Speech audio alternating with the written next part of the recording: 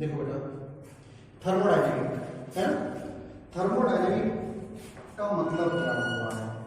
आप लोग पढ़े हो, थर्मो का मतलब ही होता है हीट, और डायनेमिक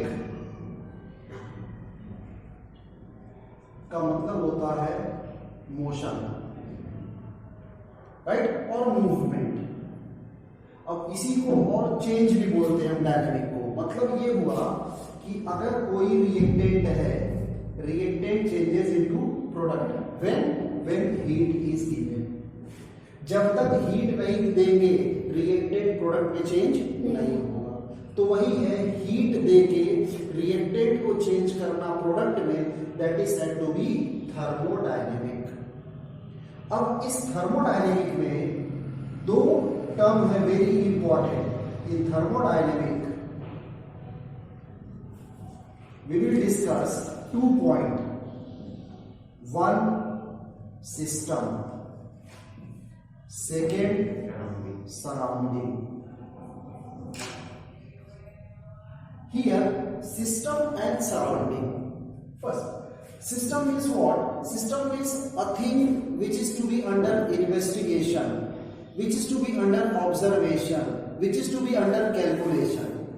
वह चीज होता है सिस्टम जो हमारे कहाँ हो, हमारे सिस्टम which is under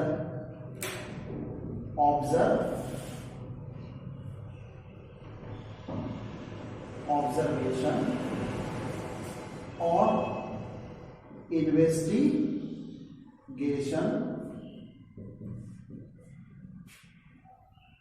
और कैलकुलेशन। और दूसरी चीज क्या है? Very small, that is very small. अब वेरी स्मॉल आपको समझ में आया कब? With respect to surrounding. अब ये क्या होता है? It is a large area that is rest part then the system. System के अलावा जो भी होगा वो क्या कहलाएगा? सराउंडिंग। फॉर एग्जाम्पल, ये हमने एक स्क्वायर बना दिया, ये एक एरिया है। इस एरिया में हमने ये सर्कल एज अ पॉइंट किया, राइट। तो ये जो हमारा सर्कल है दैट इज सिस्टम, और बाकी जो पार्ट है other than this is said to be surrounding. Yes.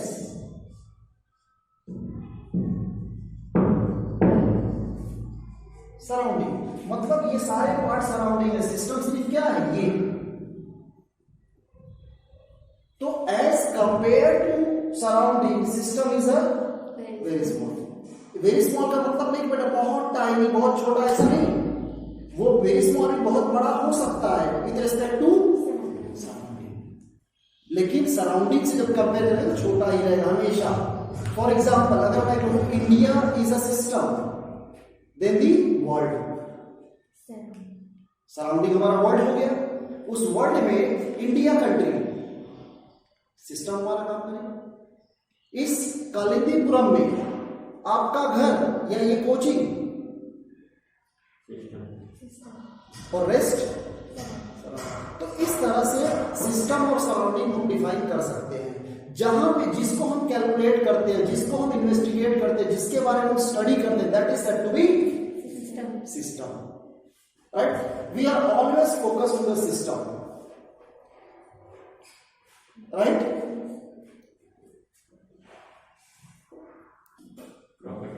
No, that is system. What is system? Area which is under observation. Yes, smallest part which is under observation or calculation, है ना। Yes. अब ये जो system है, system are classified into 3 types. System are classified into 3 type. one that is, Isolated. yes, very good, open system। second, closed system। third, isolated system।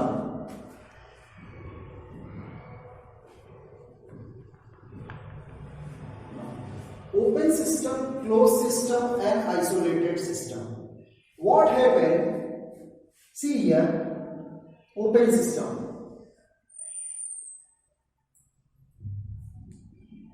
cup of tea, it is open, so what happened? Its heat as well as matter exchange with surrounding, इसका heat और mass भी तो कम होगा, तो क्या होगा, जब चाय आती है तो हम बहुत ठंडी रहती है और रख के हम पढ़ाने लगे तो क्या हो गई, ठंडी हो गई। जब आती है बहुत गर्म रहती है ना और बाद में ठंडी रहती है तो क्या होता है, उसका हीट सराउंडिंग में तो गया। तो यही कह रहा है बेटा, here heat as well as matter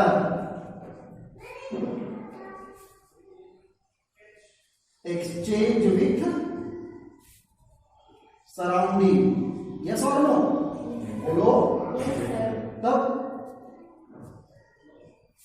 इसका हीट और, क्योंकि क्या हो रहा है, गर्मी भी सी कम हो जाती, ठंडी चाय हो जाती है और उसका मास भी कम हो जाता है। तो वही कह रहा है, जब ओपन सिस्टम होगा, जब कप ओपन होगा तो उसका heat as well as matter both exchange with surrounding, clear. फिर क्लोज सिस्टम, उसी चाय को हम ढक देते हैं।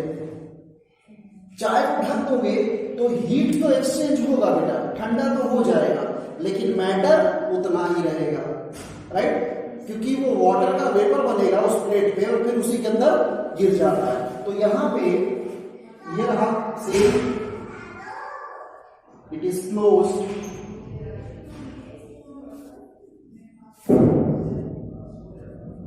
तो यहां पे लिखो heat exchange with surrounding but matter remain constant. Is it clear? Now in case of third point, isolated means what? There is a container that is thermoflask। Thermos में अगर हम कोई चीज रखते हैं तो वो क्या होता है, वो एज इट इज उसका हीट मास दोनों सेम रहेगा। अगर बहुत ठंडी चीज रखा तो वैसे ठंडा ही रहेगा, उतना ही रहेगा, राइट। तो यहां पे आइसोलेटेड में matter as well as heat both do not exchange with surround. यहां पे तो दोनों एक्सचेंज हो रहा है, यहां पे एक, यहां पे कोई नहीं। क्यों? क्योंकि यहां पे क्या है, थर्मोफ्लास्क। यस और नो? इन केस ऑफ थर्मोफ्लास्क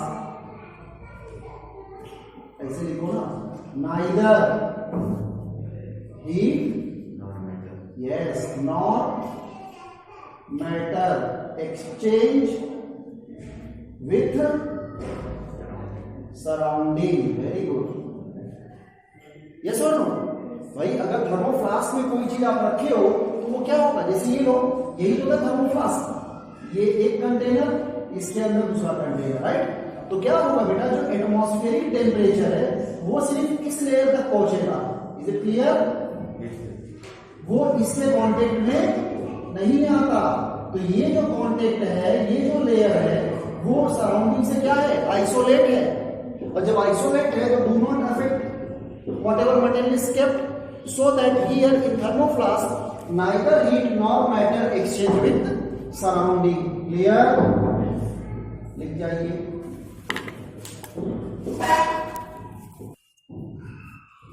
देखो बेटा, प्रोसेस है ना, प्रोसेस होता क्या है, मीन्स जो थर्मोडायनेमिक प्रोसेस है वो कैसे होता है। the process how takes place. So here the first process is there, isothermal process. What do you mean by isothermal process? Constant temperature. Means वह प्रोसेस जिसमें टेम्परेचर क्या हो, कांस्टेंट. तो हियर एट कांस्टेंट टेम्परेचर मतलब do not change. ठीक है ना. तो delta T is equal to 0.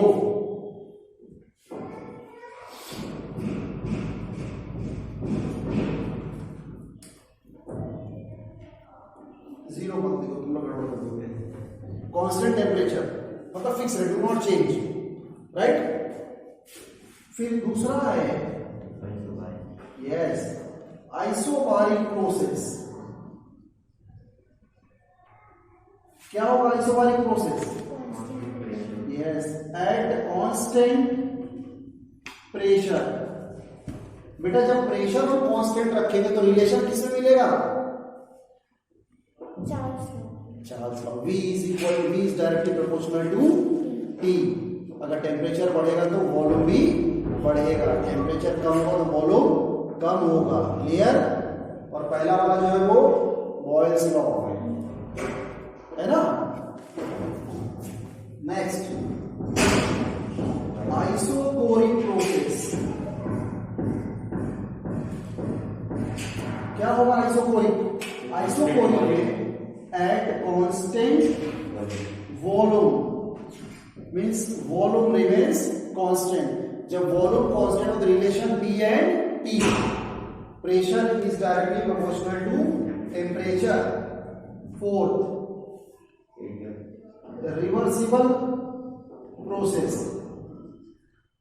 क्या होता है reversible process? Reversible process में होता है when reactant gives product also give reactant at any PV. कोई भी टेम्परेचर प्रेशर वॉल्यूम में कोई एक कंडीशन होगा जिसपे क्या होगा, रिएक्शन रिवर्सिबल होगा. That is said to be reversible process. Fifth irreversible process. When reactant gives product but product cannot give again reactant, that is said to be irreversible. मतलब कोई भी कंडीशन होगा उस पे प्रोडक्ट जो है रिएक्टेंट नहीं देगा. क्लियर. वही लिख रहा हूं at PDB. 6 cyclic process. Cyclic process में क्या होगा? साइक्लिक प्रोसेस में मतलब ये जो होता है it is also said to be Hess law. Hess law HESS. Hess law. Hess law heat of summation. इसमें क्या होता है, ये reactant A gives B, B gives C, C gives D gives A. तो डायरेक्ट A to D हुआ ना, one step. Otherwise ये एक स्टेप 2 3 4. तो यहां पे ये जो एंथैल्पी लगेगी डेल्टा H1, फिर B को C में कन्वर्ट करने के लिए जो एनर्जी लगी, फिर C को D में, फिर इसको इसमें. हो गया ना. तो टोटल जो एंथैल्पी लगी डेल्टा H फॉर रिएक्शन मतलब A से D के लिए क्या होगा, sum of delta H1, delta H2, delta H3 और डेल्टा H. सबको सम कर दोगे तभी तो पूरा ये होगा. तो ये हो गया एंथैल्पी ऑफ रिएक्शन. और यही हेस लॉ होता है. हेस लॉ हीट ऑफ समेशन. सब हीट को क्या किया आपने, सम कर दिया. क्यों? क्योंकि ये कितना स्टेप का रिएक्शन है, 4 स्टेप. तो कितने 4 रिएक्शन है, 4 एनर्जी लगेगी. तो पहले A को B में कन्वर्ट करने के लिए जो एनर्जी लगेगी उसको डेल्टा H1, फिर B को C में कन्वर्ट करने के लिए जो एनर्जी लगेगी C को D में, फिर D को A में. तो टोटल एनर्जी कितनी लगी इस रिएक्शन के लिए? क्लियर. लिख जाइए, एक मिनट। इसके बाद एक और है, that is 7th adiabatic process. What do you mean by adiabatic process? No transfer of heat. Yes, here neither heat nor matter exchange with surrounding। ना हीट ना मैटर एक्सचेंज होगा सराउंडिंग से, एडियाबैटिक प्रोसेस, राइट। तो यहां पे क्या हुआ, जो एंथैल्पी होगा वो कांस्टेंट रहेगा। चेंज कर सकते हैं वर्क करके सिस्टम। हाँ, वो ठीक हो गया, मतलब मेन ये है ना कि इसमें कुछ होगा नहीं इस प्रोसेस में, वही थर्मोडायनेमिक जो थर्मोफ्लास्क वाला बताया सेम वही है। क्लियर, लिख जाइए थर्मोफ्लास्क।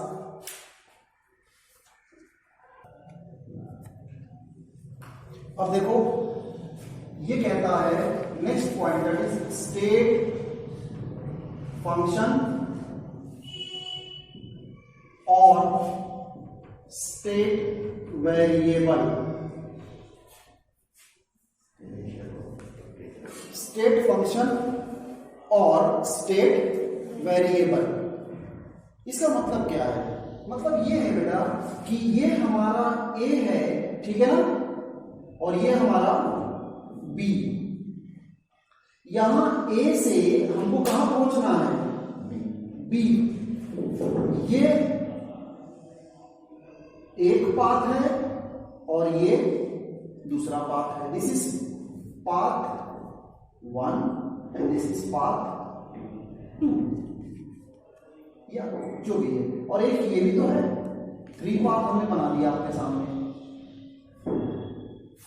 हमें इस थर्मोडायनेमिक में हम यहां से, मतलब रिएक्टेंट ए से हम प्रोडक्ट के पास कैसे पहुंचे उससे मतलब नहीं है, राइट। हमें उसके पाथ से कोई मतलब नहीं बेटा। ये क्या कहता है, ये खाली देखो इनिशियली जब हम रिएक्शन स्टार्ट करते रिएक्टेंट, तो ए का इनिशियली प्रेशर क्या होगा? P1। वॉल्यूम क्या होगा? V1। टेम्परेचर क्या होगा? T1। This is the P1, P1, P1, T1 is the initial when you start your work. As reactant changes to product, that is the final. What is the pressure become? P2। volume, temperature, बेटा ये अपने आप change हो रहा है ना। Initial pressure और final pressure के दोनों सेम हो सकता है क्या? Initial volume final volume same होगा? Initial temperature final temperature same होगा? तो ये जो चेंज हो रहा है, चेंज क्या हो रहा है? इनिशियल स्टेट है फाइनल स्टेट, राइट। अब आप इनिशियल और फाइनल स्टेट से रिलेट करते हो, इससे आप इक्वेशन से सॉल्व करते हो, but you never depend on path. You are never depend on path how reactant changes to product. Is it clear? That is the state function or state variable. जो हम initial और final करते हैं, initial state में हमारा ये state है P1, P1, T1 था, फाइनल में क्या हुआ? P2, V2, T2। That is the variable जो एक ना हो। इनिशियल ये है, फाइनल ये है, चेंज होगा। Is it clear? वेरिएबल का मतलब ही होता है चेंज, यस और नो? ये इनिशियल और ये final. Is it clear? That is state function और स्टेट वेरिएबल। प्लीज देखो, first law of thermodynamics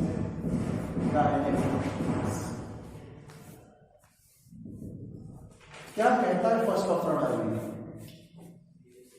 total internal energy is equal to heat transfer plus volume. देखो ये है, ये आपका इनिशियल स्टेट है, इनिशियल स्टेट। इस इनिशियल स्टेट में जो भी ऑब्जेक्ट होगा उसका खुद का कुछ एनर्जी होगा, that energy said to be internal energy, है ना। तो ये हमारा इनिशियल हो गया, दैट इज U1। राइट। और अब इसमें क्या किया, there is certain work, heat किया। जब इसको आप हीट करते हो तो क्या करेगा ये, भाई कोई भी ऑब्जेक्ट है उसको अगर एनर्जी मिलेगी तो क्या वर्क करेगा वो। तो दैट इज यहां पे आपको मिलेगा, this is final state. Final state क्या हो जाएगा, ये हो जाएगा U1 जो था object plus Q plus W, work किया ना। और ये जो हुआ दैट इज योर फाइनल, ये इनिशियल था, ये फाइनल, तो फाइनल क्या हुआ U2। अगर ये U1 है तो ये U2 हो जाएगा। Therefore U2 is equal to U1 plus Q plus W, है ना। अब ये इधर लाओ, U2 minus U1 is equal to Q plus W। Therefore ये क्या होगा, U2 minus U1 that is said to be delta U, and that is equal to Q plus W. And what is delta U? Delta U is a change in internal energy. Change in internal energy. जो object की energy होती है, जैसे हम सब के पास बेटा अपनी खुद की एनर्जी है, तो उस एनर्जी का हम जो यूज करते हैं, पूरी एनर्जी तो इंटरनल हो गई। उसमें से अगर मुझे क्या करना है, ये पे मार्कर उठाना है, तो मार्कर उठाने मेरी सारी एनर्जी खत्म हो जाएगी, थोड़ी सी, राइट।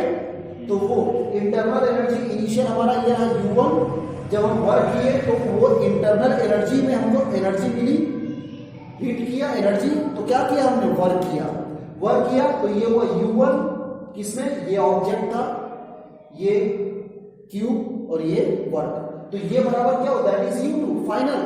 अब वो फाइनल क्या हुआ, final is equal to initial, solve किया हमको delta equal Q plus W, right. अब यहां पे क्या होता है, this is first law of thermodynamics, mathematical expression है ये, राइट। आप सिंपल में लैंग्वेज में क्या देते हो, heat neither created nor destroyed, it change one form to another form, ठीक है ना, ये हम लोग कह देते हैं। तो प्लीज ये आपने देखा बेटा कि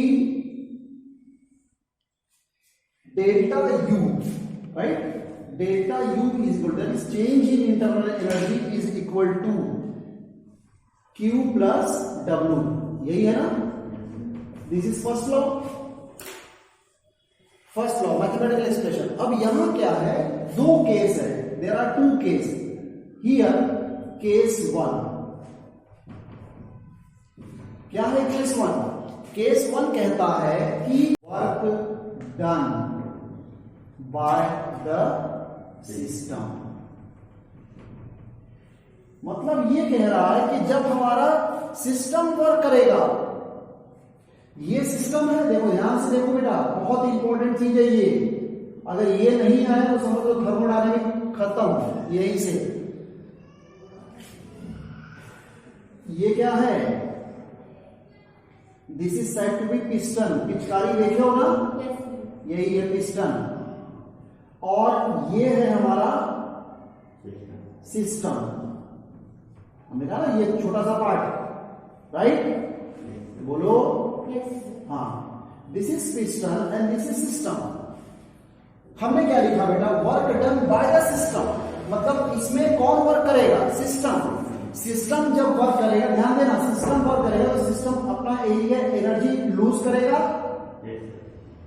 एनर्जी देगा ना, दे रहा है, किसको दे रहा है, पिस्टन। पिस्टन कहां पे है, सराउंडिंग में, तो पिस्टन किधर मूव करेगा, ऊपर मूव करेगा, सरफेस ऑफ सिस्टम क्या होगा, एक्सपांड होगा, राइट। एक्सपांड का मतलब ये अपनी एनर्जी क्या करेगा, लूज करेगा, राइट। तो बस यही चीज याद रखना कि जब work done by the system होगा, बाय द सिस्टम, तो जो वर्क होगा that is written as negative sign, minus, because as you said कि sir system is working so that it lose its energy, lose कर रहा है ना, तो लूज कर रहा तो माइनस हुआ, तो वर्क हमारा क्या होगा, माइनस।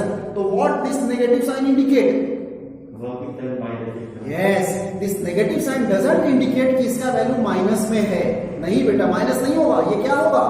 ये यस, वर्क सिस्टम कर रहा है। हम कहते हैं ना बेटा कि हम बहुत थक गए आज। क्यों थक गए? व्हाई?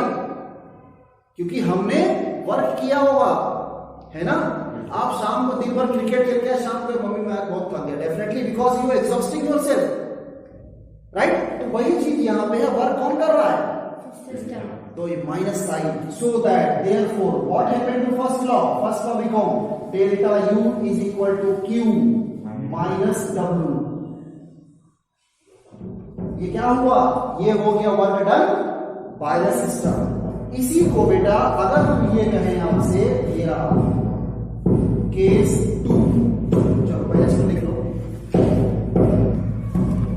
नाउ सी केस 2, क्या हुआ case 2? Work done on the system. Work done on the system, ये रहा आपका कंटेनर, ये रहा पिस्टन और ये रहा system.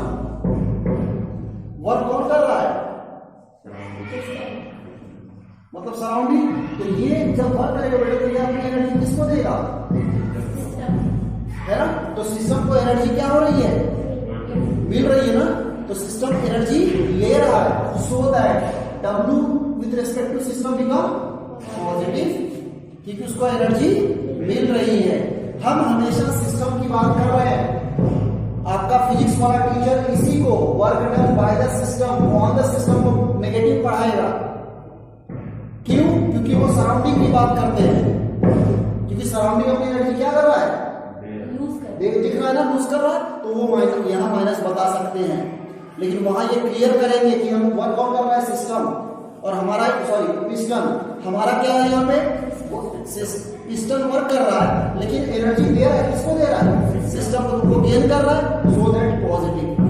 And hence here first law become delta U is equal to plus ये सेकंड केस। देयरफॉर इसीलिए हम फर्स्ट लॉ को ये लिखते हैं, delta U is equal to Q plus minus W. Is it clear? हमेशा प्लस माइनस डब्ल्यू से लिखा जाता है। क्यों? क्योंकि work done by the system derive an expression for W max